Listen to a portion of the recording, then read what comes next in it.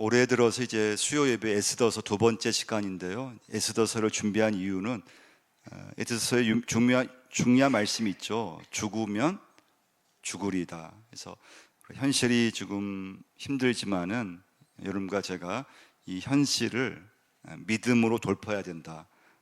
에스더의 믿음처럼, 그 에스더의 그런 신앙처럼 이 현실을 무시할 수 없는데, 그리고 현실 속에서 여러분과 제가 올 한 해는 하여튼 믿음으로 하여튼 그 현실을 이겨내고 또 믿음으로 현실을 돌파해낼 수 있는 그런 한 해가 되기를 간절히 바랍니다. 에스더서 오늘 1장 두 번째 시간인데요. 첫 번째 오늘 이제 질문을 이제 보면요, 한번 읽어볼까요? 하나님 없는 인생의 특징을 이야기해 보세요. 하나님 없는 인생의 모습은 어떤 모습일까요? 우리 주변에 보시면 하나님 없이 살아가는 사람들, 이제 오늘 에스더서 1장에는 그 아하수에로 왕의 모습이죠. 아하수에로 왕은 왕이 되자마자 했던 건 잔치를 벌였어요. 한두 번 한 것도 아니고, 한 번은 180일, 또 한 번은 또 한 달간 계속 아하수에로 왕은 잔치를 벌였는데요. 그 모습이 하나님 없이 사는 인생의 모습이라는 거예요. 세 가지가 있는데요. 첫 번째는 자기 과시. 하나님 없이 사는 사람들의 특징이 뭐냐? 자기를 과시하는, 자기를 드러내고 싶은, 자기 자랑이 많은. 두 번째는 허영이 특징이에요. 허영심이 많다는 거예요. 하나님 없이 사는 사람들의 모습이 뭐냐? 허영심이 많아요. 세 번째, 하나님 없이 사는 사람들의 모습 중에 세 번째 모습은 겉을 굉장히 중히 여긴다는 거예요. 화려하다는 거예요. 겉모습이 굉장히 화려해요. 그리고 이제 네 번째는 분노, 이렇게 볼 수 있는데요. 자, 그러면 자기 과시로 살고 허영으로 살고, 그리고 겉의 모습이 굉장히 이렇게 화려하게 이렇게 살면은 그럼 결과 좋아되잖아요. 근데 결과는 어땠습니까? 다 허무로 끝나든지 분노로 끝나든지 다 결과가 안 좋았다는 거예요. 그래서 이제 여러분 에스더서를 이렇게 묵상하실 때는 하나님의 말씀이 인간의 잔치와 하나님 잔치를 대조해서 우리에게 보여준다, 이렇게 여러분 이제 묵상하시면 돼요. 근데 인간의 잔치는 그때는 굉장히 아주 재미있고 즐겁고 기쁘고, 그런데 인간의 잔치는 지속되면 지속될수록 굉장히 허무하고, 그리고 끝이 안 좋다는 거예요.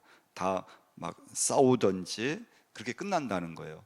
근데 하나님의 잔치는 시간이 지나면 지날수록 더 막 기쁨이 되고 더 만족이 되고, 그리고 하나님 잔치 특징이 뭐냐? 다른 사람들한테 더 기쁨을 더 준다는 거예요. 할렐루야. 그래서 여러분 이제 우리는 어떻게 하든지 이제 하나님을 모시고 살아야 되는데, 하나님 없이 사는 사람들의 모습이 자기의 과시로, 또 허영으로, 또 분노로, 또 겉의 모습은 화려하지만 그러나 결과는 굉장히 허무로 끝나게 되고, 그리고 안 좋다고 이제 우리가 볼 수 있습니다. 자, 두 번째 질문 한번 읽어보겠습니다. 믿음 생활에 하나님 중심이 있습니까? 우리가 이제 하나님을 의지하고 살고 있는데, 진짜 내 믿음 생활의 중심이 하나님을 내가 중심에 모시고 살고 있는가? 내 신앙 생활에 진짜 내 삶의 중심이 하나님이 되고 있는가? 정말 내 인생에서 중심이 하나님의 말씀의 중심을 잡고 있는가? 아니면 내가 예수를 믿는다고 하고 하나님을 내가 의지한다고 하는데 진짜 주인은 내가 중심이고 내가 전부고, 하나님은 그냥 내가 믿기는 믿지만은 그렇게 중심이 되지 않는, 중심이 잘 잡혀 있으면 혼란이 없다는 거예요. 이러면 신앙생활이든 가정이든 중심이 잘 잡혀 있으면 혼란이 없어요. 누가 공격을 해도, 위기가 와도 중심을 잘 잡고 있으면 약간 좀 이렇게 어려움이 있더라도, 흔들리더라도 다시 바로 서게 돼요. 지금 여러분 우리나라가 지금 굉장히 혼란스럽잖아요. 이 나라가 지금 혼란스러운 이유는 어디에 있을까요? 중심이 지금 없기 때문에. 중심은 이 나라가 지금 정부는 정부대로 지금 중심이 없죠. 뭐 국회의원 국회의원대로만 중심이 없죠. 법원은 법원대로 중심이 없죠. 군대는 군대대로 지금 중심이 없죠. 그러니까 지금 우리나라가 진짜 위기예요. 그래서 어떤 분들은 전쟁만 안 할 뿐이지 지금 우리나라는 심리적 내전의 단계에 들어왔다 그래요. 그러니까 국민들도 딱 반 나눠져 있어요. 그러니까 전쟁만 안 할 뿐이지 지금 사람들이 심리적 마음적으로는 내 편, 막 반대편, 막 그냥 뭐 직접 육체적으로 부딪히면 않을 뿐이지 그냥 서로 막 적대하고, 뭐 정치는 정치대로 서로 공격하고, 뭐 경찰은 경찰대로, 또 뭐 경호는 경호처대로 막 서로 공격하고, 막 법 고소하고. 지금 우리나라가 굉장히 지금 혼란 가운데 있어요. 참 어려운 가운데 있어요. 그 이유 중에 하나는 중심을 지금 나라가 중심을 잡아야 되는데 지금 어디에서도 이 나라의 중심을 잡을 수 없기 때문에 계속 혼란이 지금 지속이 된다는 거예요. 여러분 가정도, 여러분 집도 혼란이 생길 때 보면은 중심을 잘 잡지 못하면 반드시 가정도 혼란이 생겨요. 그러니까 부모가 뭐 여러 가지 어려움이 있어도 부모가 딱 중심을 잡으면 그래도 문제가 있고 많은 큰 그런 어려움이 있어도 딱 가정이 안정돼요. 근데 부모가 중심을 잡지 못하고 뭐 부부싸움을 계속 한다든지 늘 어려움을 준다든지 그러면은 그 가정은 항상 흔들리게 되어 있어요. 여러분 교회도 여러분 혼란이 생길 때 보면 어떻습니까? 교회도 중심을 잡아야 될 지도자들이 중심을 못 잡으면은 교회도 큰 혼란이 생겨요. 근데 교회도요, 별 문제가 있어도 딱 뭐 목회자든지 또 장로님이든지 딱 중심을 딱 잡으면은 흔들리지 않아요. 근데 중심을 못 잡으면은 전체가 막 그냥 흔들리게 되고 혼란에 이제 겪는 걸 보게 돼요. 하나님이 중심을 잡아주시면 혼란이 없다는 거예요. 그럼 여러분과 저희가 오늘 적용할 건, 그럼 지금 내 삶 속에서 그런 중심을 잡고 있는가? 믿음의 중심을 잡고 있는가? 내 지금 어떤 가정 생활이든지 내 지금 교회 생활이든지 직장 생활이든지 지금 내가 그 중심을 잡고 있는가? 하나님 중심을 잘 잡고 내가 지금 살고 있는가? 믿음 생활에 하나님 중심이 지금 있는가? 근데 아하수르 왕의 문제는 뭔가 하면 중심이 없었다는 거예요. 왕이었는데 아하수르 왕은 중심이 없었어요. 그래서 어떤 신학자들은 말하기를 아하수르 왕은 중심 없이 그때마다 자기 감정에 따라서 즉흥적으로 행동했기 때문에 이렇게 어려움이 생겼다고 하는 거예요. 아하수르 왕은요, 사람을 세우는 것도 그냥 즉흥적으로, 자기의 아내를 폐해시킨 것도 그냥 자기 감정에 따라서 즉흥적으로 폐해시켰다는 거예요. 그러니까 여러분과 제가, 여러분 오늘 이제 말씀 이렇게 적용할 때 중심을 잡으셔야 돼요. 여러분 중심이 없으면요, 누가 한마디 이렇게 어떤 말을 나한테 하면은 중심이 없는 사람은 그 말 한마디에 흔들려요. 그러니까 누가 무슨 말을 해도 내가 중심 잡아야지, 내가 교회에서 내가 내 사명, 내 직분, 내 믿음 내가 지켜야지, 나 중심 잡아 흔들리면 안 되지. 자꾸 중심을 잡으려고 애를 써야 돼요. 근데 그 중심을 못 잡으면은 믿음이 혼란이 생겨요. 그리고 내가 흔들리면은 그 부서가 흔들려요. 내가 흔들리면요, 가정, 자녀가 흔들려요. 그러니까 여러분 가정에서도 여러분 특히 부모들이 중심을 잘 잡으셔야 돼요. 할렐루야. 믿음의 중심을 딱 잡으셔야 돼요. 그래야지만 가정에서 신앙적으로도 흔들리지 않게 돼요. 그냥 내가 흔들리면 가족 전체가 흔들리게 돼요. 삶의 중심축이 흔들리지 않아야 됩니다. 그게 왜 중요한가 하면요, 내가 중심을 잘 잡아야 하나님께서 나를 쓰시기에 용이하다는 거예요. 근데 여러분, 내가 막 늘 흔들린다고 생각해 보세요. 하나님이 나를 쓰시고자 하고 싶은데 쓰실 수가 있겠냐 이거예요. 좀 쓰시려고 하면은 그냥 늘 흔들리고, 좀 하나님께서 한번 써보려고 하면 늘 흔들리고, 이제 좀 됐다 싶으면, 좀 믿었다 싶어서 좀 하나님께서 나를 좀 쓰시고자 하는데 또 얼마 못 가서 흔들리고, 그럼 하나님께서 여러분과 저를 쓰실 수가 없다는 거예요. 그래서 여러분, 믿음의 중심을 잘 잡은 사람이 하나님께서 쓰시기에 참 용이한 걸 볼 수가 있어요. 그 사람을 쓰시는 걸 볼 수가 있어요. 그 이유는 무엇인가 하면 쉽게 흔들리지 않기 때문에 그래요. 그러니까 하나님 쓰시기 좋은 거예요. 이 사람한테는 뭘 맡겨도 이 사람은 쉽게 흔들리지 않고, 누가 무슨 말을 해도, 어떤 어려움이 와도, 문제가 생겨도, 이 사람은 믿음의 중심을 잘 잡고 있기 때문에 하나님께서 보실 때 그 사람을 쓰시기에 굉장히 좋은 거예요. 그래서 우리가 어떤 말을 들을 때, 저 집사님은 참 변함이 없어, 그런 말을 듣는 게 굉장히 중요해요. 저 권사님은 뭐 진짜 변함이 없어, 한결같아, 저분은 어떤 상황에서든 참 늘 웃는 모습이고, 저분한테 맡기면은 틀림이 없어.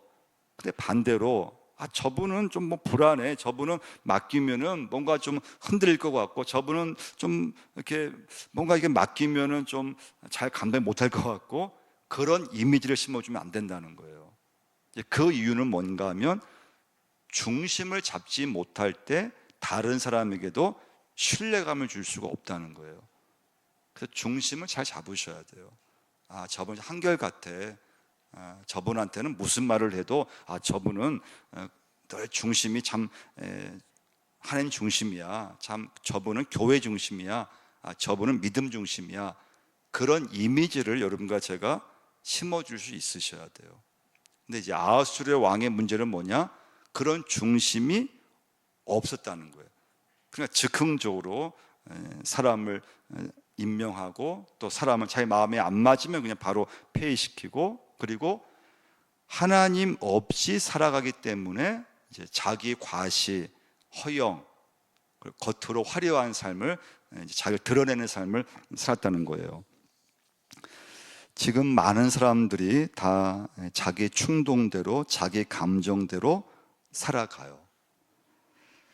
그래서 굉장히 조금 혼란스러운 거죠. 중심을 잘 잡아야 되는데, 나라도 지금, 이 민족도 혼란스럽고, 그리고 굉장히 개인도 지금 혼란스럽고 굉장히 어려운 가운데 있다는 것을 기억하셔야 돼요. 자, 오늘 본문을 보면서 어떤 신학자는 아하수르 왕과 다윗 왕을 비교를 했어요. 차이가 뭐냐? 역시 중심이 있느냐 없느냐로 볼 수 있어요. 우리 말씀 교재 한번 2번, 거기 한번 밑에 한번 같이 한번 읽어보겠습니다. 신앙생활 중심을 잡고 믿음 생활을 해야 합니다. 중심이 잘 잡혀 있으면 혼란이 없습니다. 누가 공격을 하고 위기가 와도 중심을 잘 잡고 있으면 약간 흔들리더라도 다시 바로 서게 됩니다. 교회가 혼란이 생길 때 보면 중심을 잡지 못해서 그렇습니다. 말씀의 중심, 하나님 중심을 잡지 못하면 혼란이 생깁니다. 하나님이 중심을 잡아주시면 혼란이 없습니다. 그런데 중심이 없는 인생은 혼란스럽습니다. 바로 이것 때문에 하나님 없는 인생은 자기 과시와 허영과 분노로 가는 것입니다. 아하수르의 왕을 보면서 우리가 느끼는 것은 그에게는 중심이 없었다는 것입니다. 아하수르의 왕은 중심 없이 그때그때 자기 감정에 따라 즉흥적으로 행동했던 인물로 평가합니다. 삶의 중심축이 흔들리지 않으면 하나님이 쓰시기에 용이합니다. 자, 그러면 아하수르 왕과 한번 다윗 왕을 한번 우리가 좀 비교해 보겠는데요. 우리 먼저 사무엘상 24장을 한번 찾아보겠습니다. 사무엘상 24장을 한번 찾아보겠습니다. 24장 4절을 한번 보겠는데요. 다윗은 한 10년간 사울로부터 이렇게 이제 도망다니는 신세가 됐잖아요. 근데 다윗이 사울을 죽일 수 있는 기회가 있었어요. 4절 한번 읽어보겠습니다. 다윗 사람들이 이르되 보소서, 여호와께서 당신에게 이르시기를 내가 원수를 내 손에 넘기리니 내 생각에 좋은 대로 그에게 행하라 하시더니 이것이 그 날이니이다 하니 다윗이 일어나서 사울의 겉옷자락을 가만히 베니라. 자, 신하들이 다윗에게, 하나님께서 다윗에게 사울을 죽일 기회를 주셨습니다. 사울을 죽이십시오. 근데 이때 다윗은 사울을 죽이지 않고 그 사울의 옷자락을만 뱄어요. 근데 이제 그 다음 구절 한번 보세요. 5절 한번 읽어보겠습니다. 그리한 후에 사울의 옷자락 뱀으로 말미암아 다윗의 마음이 찔려. 중요한 단어가 다윗의 마음이 찔렸다는 거예요. 이 찔려라는 단어가 굉장히 중요한 단어예요. 자, 다윗이 자기 본능대로 했으면 사울을 죽였을 거예요. 근데 다윗은 자기 감정에 따라서 사울을 죽일 수 있었지만은 그렇게 하지 않았어요. 그 이유가 뭡니까? 다윗의 마음이 찔렸기 때문에 그래요. 이 찔러의 원뜻이 뭔가 하면요, 하나님께서 나의 마음을 계속 두드리신다, 그 뜻이 있어요. 할렐루야. 내 감정대로 사울을 죽이면 안 돼. 내 마음으로는 사울을 죽이고 싶은데 사울이 나를 지금 죽이려고 하고 내 지금 복수하고 싶고 그런 마음이 있는데 하나님께서 다윗의 마음을 계속 두드리시다는 거예요. 그 하나님이 오늘 여러분과 저의 마음도 계속 두드리신 줄 믿습니다. 그래서 여러분, 예수를 믿으면은 내 마음대로 할 수가 없는 거예요. 하나님이 오늘도 나의 마음을 계속 두드리시기 때문에 그래요. 예수 믿지 않는 사람들은 자기 마음대로 뭐 하고 싶은 말을 하고 싶은 뭐 행동 자기 마음대로 살아요. 그게 아하수르 왕의 모습이에요. 근데 다윗은 하나님 믿지 않았다고 하면은 사울을 죽였을 거예요. 그리고 아무 뭐 꺼리낌이 없었을 거예요. 그런데 하나님의 자녀는 이상하게 어떤 일을 해도 마음이 때로는 막 두근두근 거릴 때가 있고 어떤 때는 말씀대로 내가 살지 못하면은 하나님 앞에 막 나도 모르게 그냥 회개가 나오고, 그리고 어떤 말을 했는데 돌아서면은 막 그냥 그게 또 회개가 되고 내가 왜 그 말을 했을까? 그런 모든 것은 여러분, 하나님께서 나의 마음을 계속 두드리시기 때문에 그런 거예요. 할렐루야. 이게 믿음이에요. 근데 아수레로 왕에게 그게 없었다는 거예요. 그 두드림이 없었어요. 감정대로 하면 안 돼. 감정대로 행동하다가는 반드시 후회할 거야. 하나님이 다윗의 마음을 계속 두드리셨던 거예요. 그러니까 다윗은 하나님의 그 두드리심 때문에 자기 감정대로 행동할 수가 없었던 거예요. 그 사울을 죽일 수가 없었던 거예요. 여러분, 여러분과 저는 하나님의 자녀이기 때문에 하나님의 두드리심이 있어야 돼요. 그게 여러분, 매 순간순간 매일매일 하나님의 두드리심이 내 안에서 작동돼야 돼요. 그게 믿음이에요. 신앙생활이에요. 근데 이게 여러분, 살아가는 데 있어서는 엄청 불편한 거예요. 이 세상 살아가려고 하면은 그냥 그런 거 없이 그냥 막 밀어붙이든지 막 그냥 하고 싶은 대로 막 살든지 막 다른 사람에게 막 그냥 해코지 하든지 해야 되잖아요. 근데 예수를 믿는 사람은 그게 쉽지 않아요. 하고 싶어도 안 돼요. 그 이유는 하나님의 두드리심이 있기 때문에 그래요.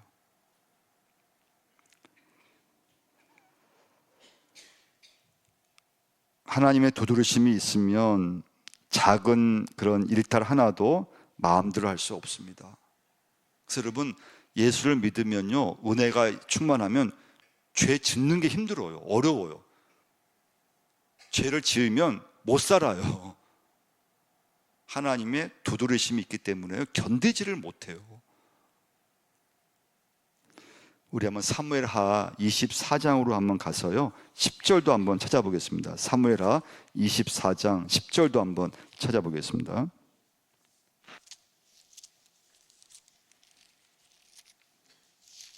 사무엘하 24장 10절도 보면요 한번 읽어보겠습니다.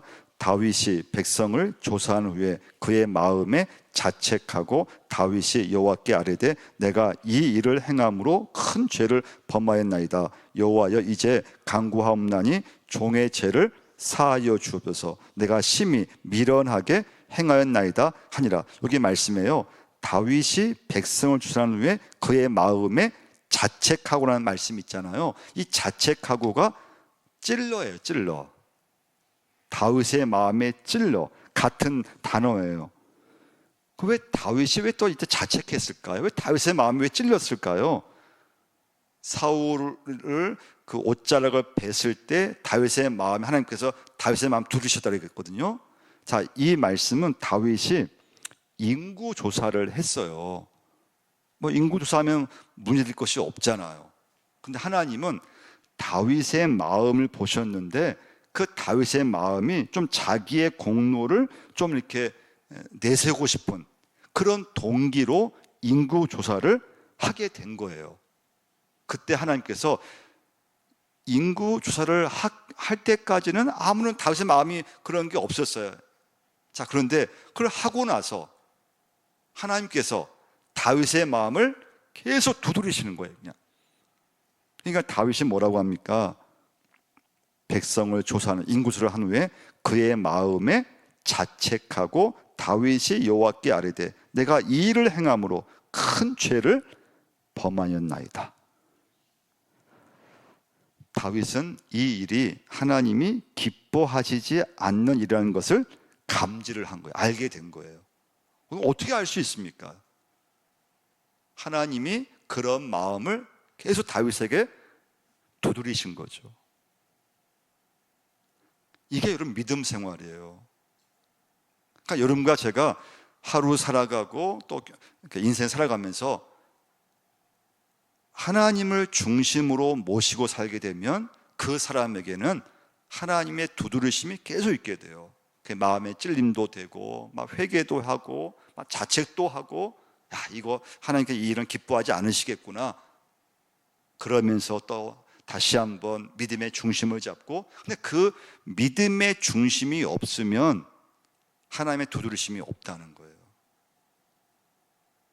교회를 나오고 교회 봉사를 하고 직분을 갖고 있고 하더라도 그의 삶의 중심이 하나님이 아니면 그냥 살아가요. 자기의 감정대로 살아가고, 그래서 중심이 없어지니까 항상 흔들리게 되고 왔다 갔다 하게 되고 신앙의 중심을 잡지 못하는 그런 이제 시간들을 갖게 돼요. 여러분, 저도 마찬가지. 여러분 어떻습니까? 지금 여러분 신앙생활 하나님의 이 두드리심이 있습니까? 어떤 일에 대해서 어떤 내 인생에 살아가면서 하나님의 두드리심, 마음의 찔림이 되고 하나님 앞에 회개가 되는 그런 하나님 두드리심이 여러분과 저에게 있어야 될 줄 믿습니다. 자, 세 번째, 3번 한번 읽어보겠습니다. 하나님의 두드리심이 작동되어야 한다는 거예요. 여러분 오늘 기도 제목 되셔야 돼요. 여러분과 저의 믿음 생활이 되셔야 됩니다. 하나님이 없는 인생의 특징은, 세 번째 메시지는 책임 전가예요. 책임 전가. 아하수르 왕은 모든 책임을 자기 아내인 와스디에게 전가시켜요. 근데 이건 여러분 창세기 3장에 보시면 아담에게서부터 이건 시작이 돼요. 아담이 선악과를 먹고 나서 하나님과의 대화에서 어떻게 합니까? 책임 전가를 하죠. 창세기 3장 2절 아담이 이르되 하나님이 주셔서 나와 함께 있게 하신 여자 그가 그 나무 열매를 내게 주므로 내가 먹었나이다. 하와한테 책임을 전가해요. 하와가, 저 여자가 내게 먹으라고 해서 먹었다는 거예요. 먹지 말라고 하신 그 선악을 알게 하는 나무의 열매를 먹었느냐, 이렇게 하나님 추궁하셨는데, 그때 아담은 하나님, 제가 좀 잘못했습니다, 이게 제가 하여튼 먹었으면 이렇게 했으면 좋았을 텐데, 그 책임을 이제 부인에게 전가를 시켜요. 이건 하와도 마찬가지죠. 하와는 이제 범죄하고 나서 뱀에게 책임을 전가를 시킵니다. 여자가 이르되 뱀이 나를 꿰므로 내가 먹었나이다. 그래서 타락한 이후에 아담과 하와는 모든 것을 남의 탓으로 돌리는 모습을 보게 돼요. 이게 여러분, 하나님이 있는 사람은 뭘 하더라도 이건 제 책임입니다, 이건 다른 사람이 잘못했을지라도 이건 이건 저에게 이건 책임이 있습니다, 다 자기 책임, 또 내 책임으로 돌리게 돼요. 근데 하나님이 없이 사는 사람의 특징이 뭐냐? 내겐 책임이 없어요. 다 다른 사람이 잘못해서 다 다른 사람한테 책임을 전가시켜요. 다시 에스더서 우리 1장 한번 13절 한번 보면요, 자 13절 한번 읽어보겠습니다. 왕이 사례를 아는 현자들에게 묻되 왕이 규례와 법률을 아는 자에게 묻는 전례가 있는데, 14절 있습니다.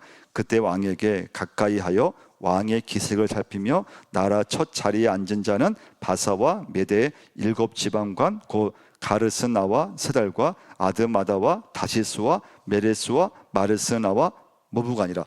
자, 아하수르 왕이 잔치 이제 중간에 막 흥이 있어서 부인을 잔치에 오라고 했잖아요. 사실 그때도 이 아하수르 왕이 부인을 자랑하고 싶어서 그 왕후를 오라고 한 거거든요. 근데 그때 이 왕후, 이제 왕의 아내가 뭔가 좀 컨디션이 안 좋았는지 왕이 오라고 했을 때 왔으면 별 문제가 없었는데 오지를 않았어요. 이때 화가 난 거예요. 자, 그러면 여러분 한번 생각해 보세요.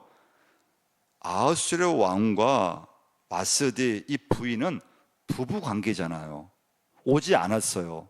그러면 잔치가 끝나고 부인한테 가서 부인과 좀 대화하면 되잖아요. 당신 오늘 내가 좀 당신 좀 신하들한테 당신 좀 이 아름다움을 좀 내가 좀 보여주고 싶었고 또 잘한다고 싶었는데 당신 왔으면 좋았을 텐데 왜 오지 않았어? 이렇게 좀 뭐 대화를 했으면 되잖아요. 근데 오늘 본문에 왕은 어떻게 합니까? 부인과 대화를 하는 것이 아니고 이 문제를 가지고 신하들한테 어떻게 하면 좋을까 묻는 거예요. 이 신하들이 왕의 눈치를 보는 거예요. 눈치를 보니까 이 왕한테 이렇게 말하면 좋겠구나. 왕이 오라고 했는데 오지 않았으니까 당연히 왕후를 폐시켜야 됩니다.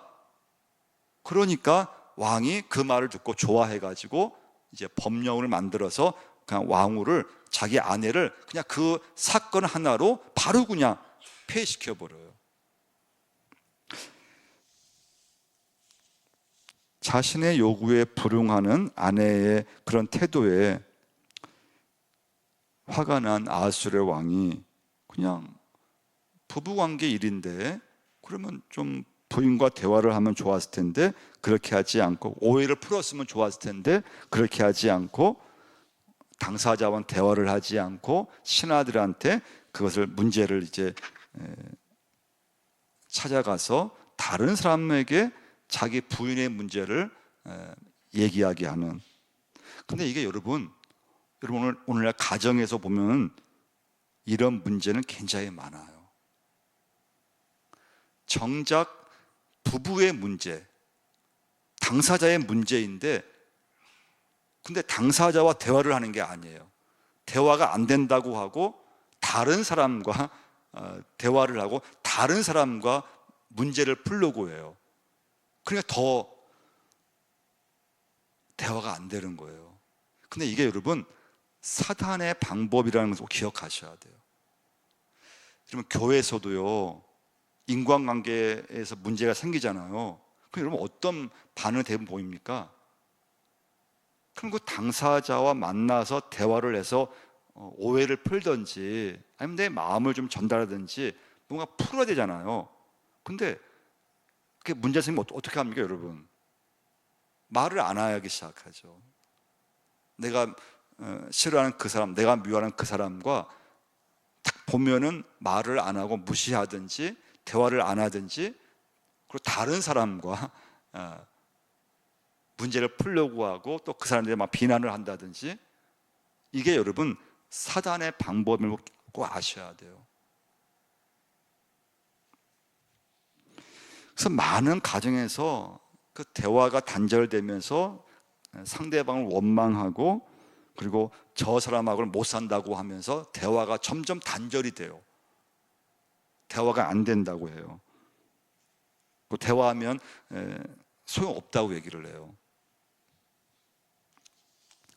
왕은 신하들을 불러서 해결책을 물었습니다. 그 신하들 왕의 눈치를 살핀 다음에 왕이 듣고 싶은 말을 하게 되죠. 왕후를 폐위하라고 합니다.